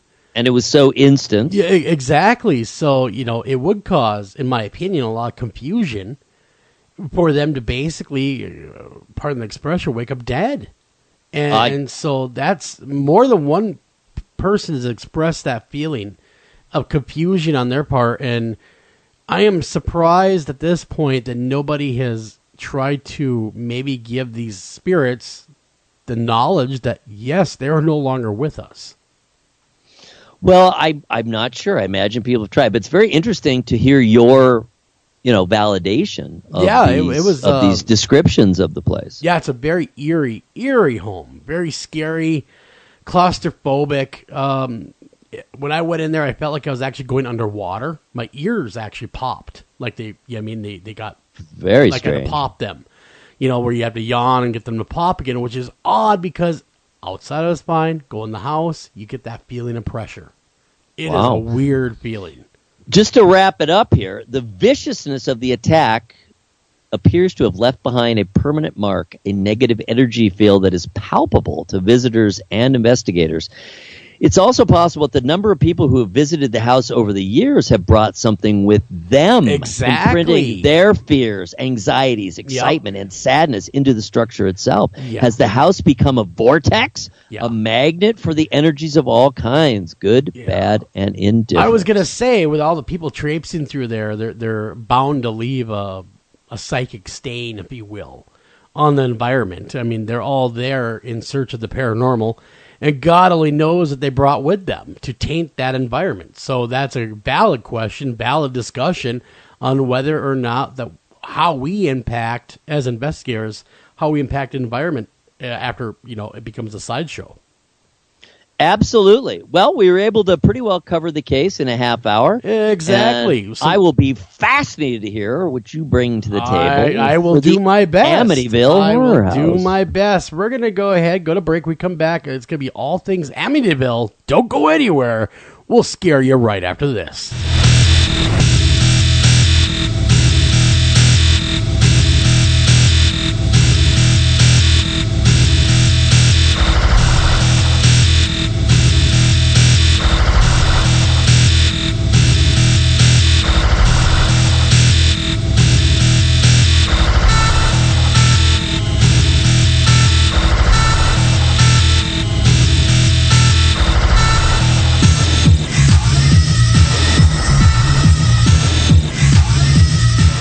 After Hours AM, the Criminal Code. We'll be right back after a word from these sponsors.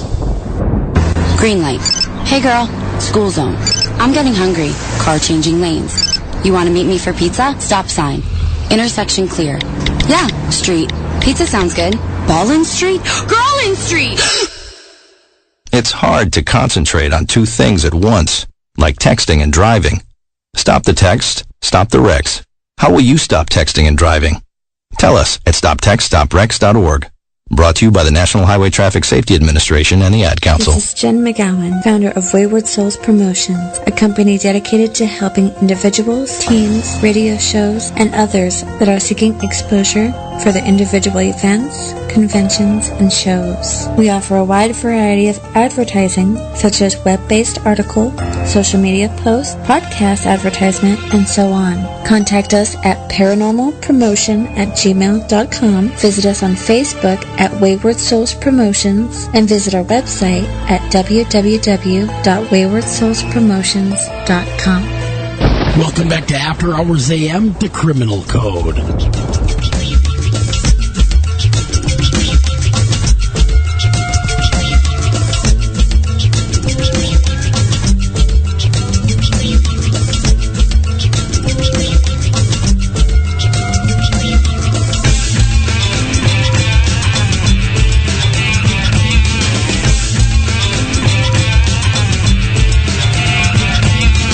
And welcome back to After Hours AM, the Criminal Code. I'm your host, Joel Sturgis. Right along with me, Eric Olsen. And Eric, you know what? It is time. We're going to go take a little trip to New York. Amityville, New York. And more specifically, 112 Ocean Avenue. And of course, that is the address of the infamous Amityville Horror. We all knew what happened, of course, with the movie, and we'll get to that. But what we really have to discuss first is the crime that brought this to such notoriety. And it's really interesting when you read the crime. Okay, it was November 13th, 1974. The patrons of Amityville sat around drinking at the Henry's Bar, just blocks from the 112 Ocean Avenue, better known to the locals as High Hopes. That's what they used to call that. That's what the bar, I do believe, was called High Hopes, or no, actually the home was called High Hopes. My bad.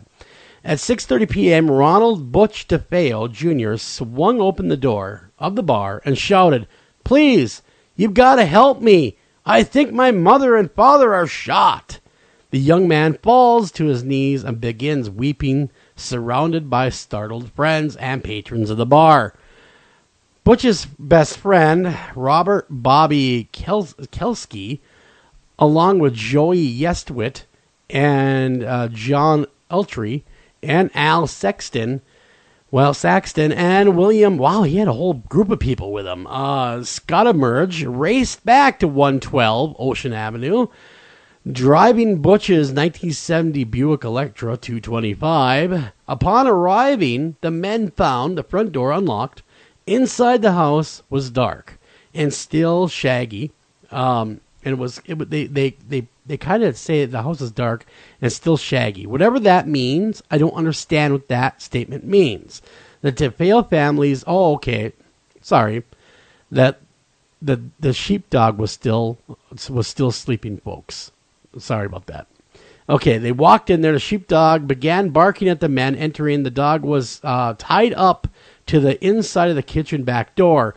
Bobby led the group of men up the staircase and to the master bedroom on the left, switching on the light, and the men were met with a horrifying scene.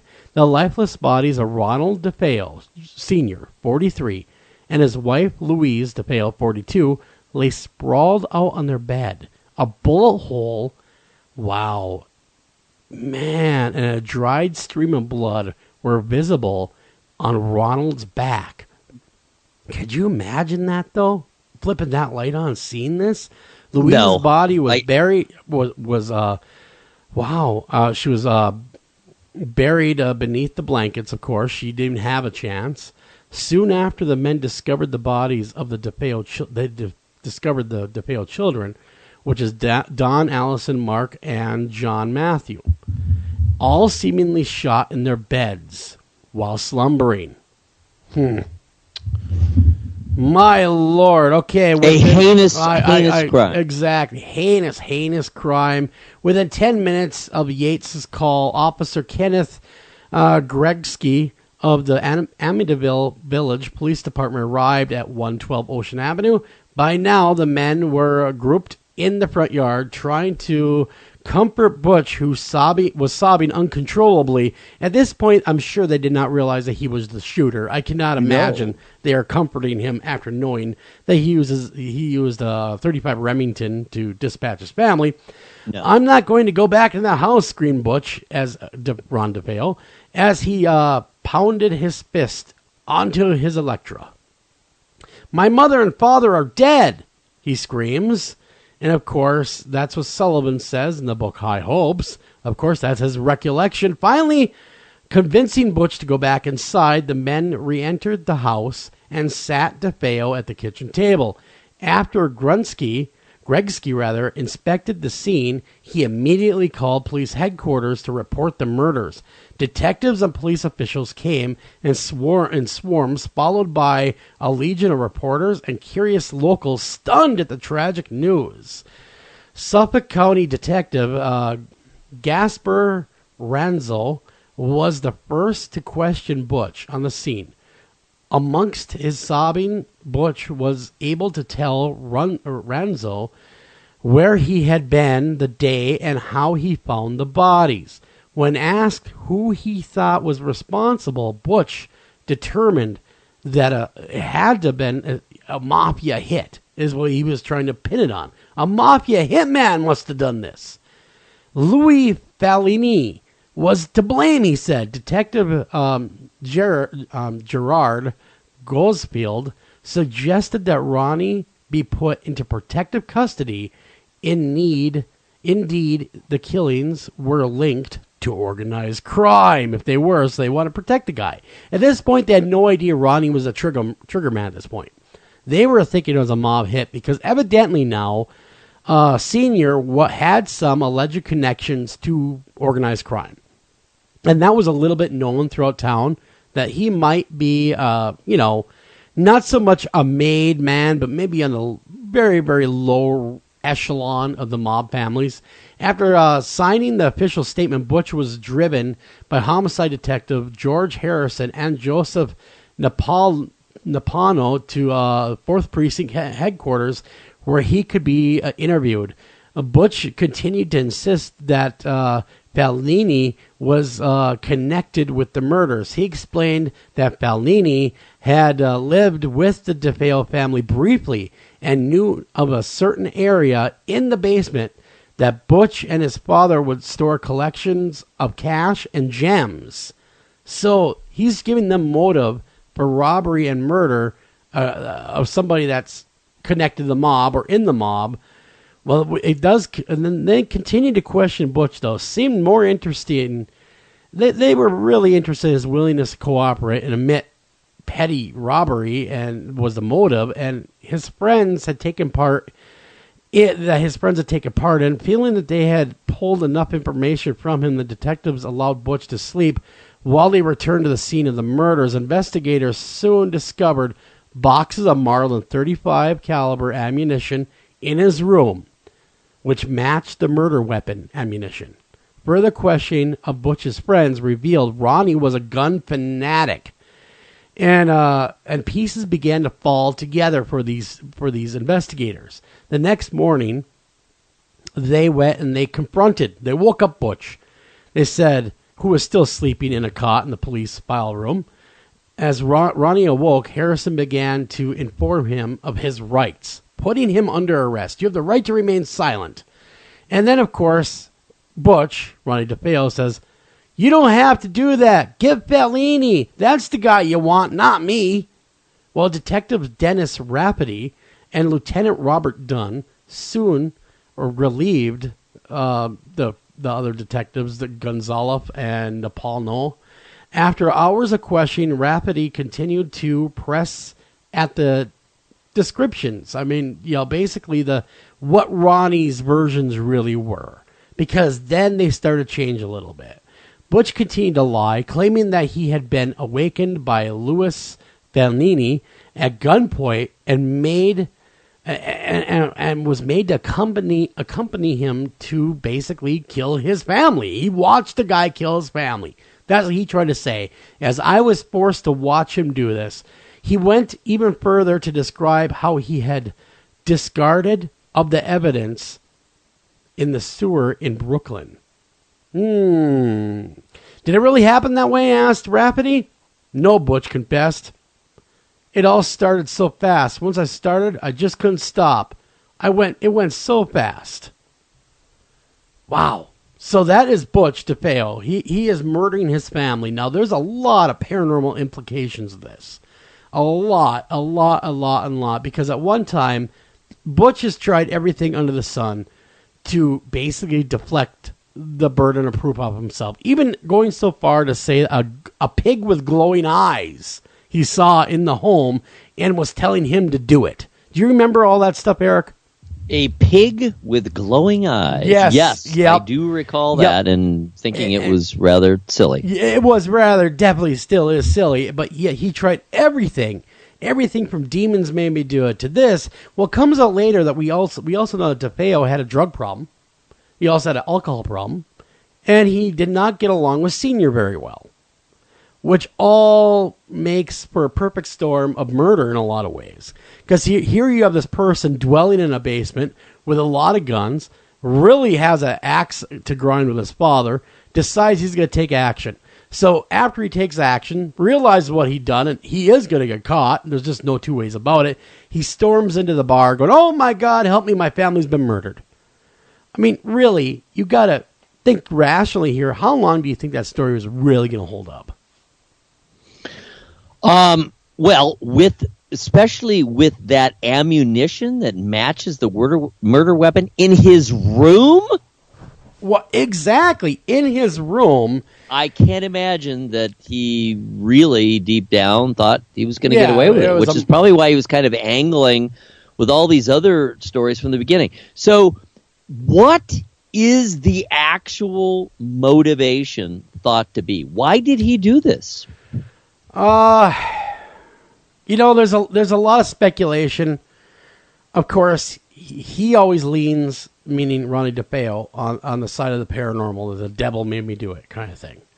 Right. Nobody, other than him being a complete druggie and of course doing the things he was doing, they're really, other than, that and the normal not getting along with Dad because here I am, a failure in his eyes. Because now remember, they worked together in the family business at one time. And things just was not, his kid was a little weird. I mean, he was into things that he did not approve of.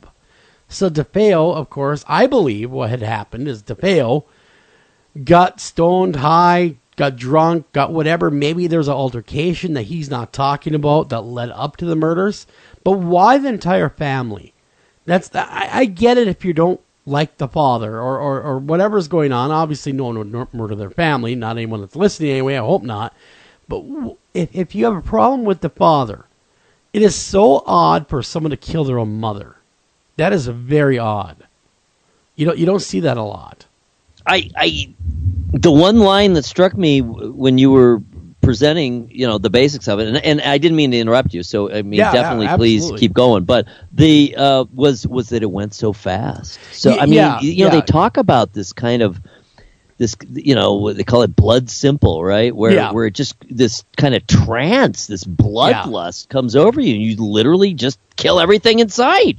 Yeah, well, exactly. He started on a roll and went downhill. He just started shooting. I mean, that's what he would have it say. That's what he's saying is it went so fast, just couldn't stop myself. So then later on, of course, now we have, after the murders, Ronnie DeFeo's in jail. And I do believe he's still there, unless I'm wrong. He's still doing time for this murder. I think he got life, of course, which he should get life. But now we're going to talk a little bit about the next people that moved into this house. Now, the following is kind of a short list of events. I'm not going to go through everything. During the 1975, George and Kathleen Lutz went to visit the 112 Ocean Avenue, a beautiful 3-story Dutch colonial set in Amityville, Riverside. George says we looked at around 50 homes over the month that we decided to combine our households. After we decided to combine our households, we went house hunting, says George in 2005 interview. When she, the realtor, showed up to show the house to us, she said, I don't know if I should tell you this or not, but these are the murders that happened. And this is before they bought the home. It was the initial showing. All right, okay, so now, me personally, if I'm going to a showing of a house, and they go, oh, and by the way, a horrific murder happened, hopefully you're okay with that. I would not be buying the house. No, I wouldn't either, because, I mean, look, it is not, even if you're not utterly sold, on the paranormal, if there's ever going to be a place where there would be paranormal activity, it is very likely it would be in the location of a mass murder, especially that kind of, and within a family, and even by a family member. See, now this is not, I do not believe what George said here. He said that they looked at each other and had no idea what she was talking about. That made national news back in those days. It was everywhere, that murder. Right. It made, there is even clips of showing Walter Cronkite on the nightly news talking about this murder. It was on every newspaper. How can you say that you never heard of these murders, especially when you live near there? I don't know. It doesn't make sense to me. Either she really was that out of the loop, like some people are. And it's easier to be that 40 years ago, of course. But okay, so George goes on to say, we just kind of looked at each other. We weren't sure what she was even talking about. And then she reminded us about Ronnie DeFeo having killed his whole family in the home. It's been in the newspapers for about a year before, she said. After taking time to discuss the matter over with the children, George and Kathy thought it'd be a great place to raise children at 112 Ocean Avenue, feeling they could live there, live down, and live with the tragic past. The Lutz family was set to move in December 18, 1975. Due to the property's grim reputation, a friend of George's suggested the house should be blessed by a Catholic priest. And of course, we all know what happens, that infamous scene when he goes up to bless the home and the flies attack him, I guess, more or less. Right. We saw that where he goes up there and bless this house. Next thing you know, he's running away going, oh my God, don't call me, I'll call you. He decides to call a Methodist pastor in. Figures, maybe we will get this place blessed. Well, then the pastor runs away going, yeah, I don't know what the hell you have in that house, but don't call me ever again. See you later. Well, that should have been a big red flag in George's mind, going, well, wait a minute. This pastor's running out of here like his butt's on fire. Maybe we shouldn't bring our children into this environment. Just a thought. Nope. They clearly were seduced by the home itself and its, relative opulence and it's a nice the joint. fact that they got it for $80,000. Yeah, it's a nice joint. Don't get me wrong. I mean, it's a nice house. I mean, would I buy the house? No, hell no. But under any other house, I might. Without that reputation, without that stigma attached to it. Okay, strange occurrences, according to the Lutzes, began immediately. Cold spots were discovered in a random spot throughout the house. Eerie vibes. The atmosphere was just thick. It was just oppressive. Jolting sounds would be waking up the family during the night.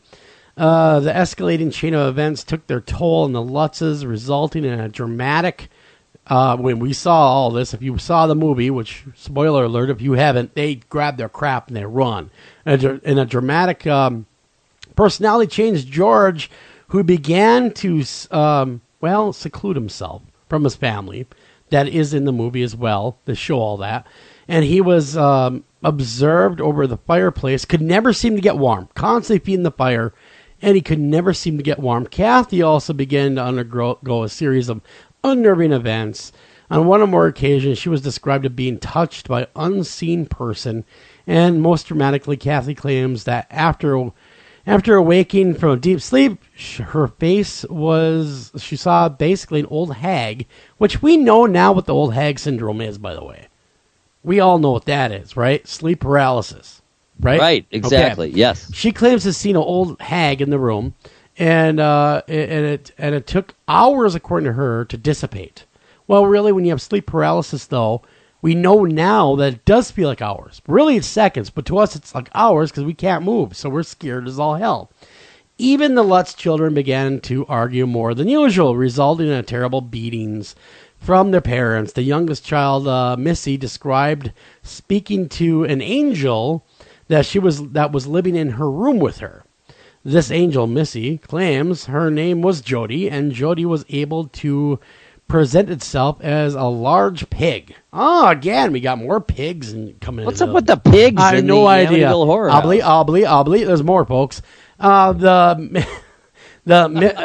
Missy and change shape at will, she said. Georgia Kathy claimed to have witnessed two red-eye pigs, again, peering at them from upstairs bedroom window. Missy believed it was Jody wanting to come inside the home. Okay, let's fast forward to all the hijinks here. What had really happened, in my opinion, is George Lutz owned a construction company back in the day. That construction company was tanking like you would not believe. He could not afford these payments in his home, right? So back in those days, there was a little-known clause in New York called the inhabitable home clause, meaning that if you bought a home and there was something wrong with it, you had X amount of time to basically get your cash back and vacate, right? So let's just say they came in and let's just say you had radon, right? And no one knew that before, and they do the radon test. Oh my God, you have a huge amount of radon. That's a deal breaker. You can get your money back, everything back. Well, after he talked to the bank, allegedly, about getting out from under this house, he said, no, there's no way we're letting you out of this house, so you better enjoy it. So he's like, I got it, the damn place is haunted. Kids, this is what you saw. Honey, yep, we got to play this up. Next thing you know, you have Jay Anson involved saying, that'll make a great book. Over a bottle of wine, over a recorder, they even talked about the false haunting. Remember that? Yeah. And I mean, so this case went from a true crime case to alleged paranormal case, right? But see, now, George, I honestly do believe that this whole story from the Lutzes, and I could be wrong, don't get me wrong, and I know there's a lot of believers, but in my opinion, they wanted out of this house. And because they were swimming in debt. They were way above their own heads. And the only way that they could vacate was if it was inhabitable. And there was nothing structurally wrong with the house, so you have to make it a supernatural deal. Did they get their money back?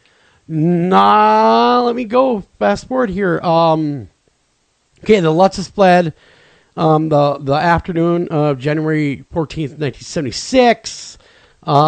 Indeed, they did get, according to this, a portion of their money back. Interesting. But they did not get the certainly closing your costs. scenario makes sense. Well, mainly because of damnation. I mean, the damning evidence of the tapes. Them drinking a bottle of wine, talking amongst each other. Right. About how, this would make a great book and a great movie. And what's really weird is George Lutz really resembles Ronnie DeFeo. Yeah, I noticed that. There's a strong resemblance there. Now, since everyone knows and likes the Warrens, how do they fit into all this? Well, I think the Warrens knows and likes. Oh boy, now you're. Thanks, Eric.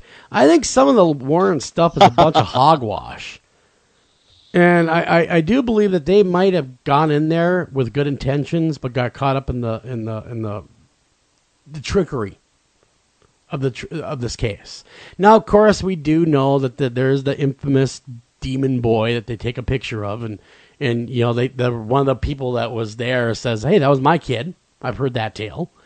Others have said no, it's a demon. But either way, I wouldn't want that in a poster in my room. Okay, let's just put it that way. I don't care if it's fake or not; it's still creepy as all hell. Right. Do I think the Warrens were always above board? Someone's gonna shoot me, but no, I don't. I do not believe that. Interesting. I do not believe that they're always above board. I believe that they would do with what sells. At what point do you think that happened? I assume you think they started with only genuine intent. I think they did. I think they really did. But then, of course, the business, the paranormal business, having the books, doing the TV appearances, being the Warrens, there's immense pressure to keep up.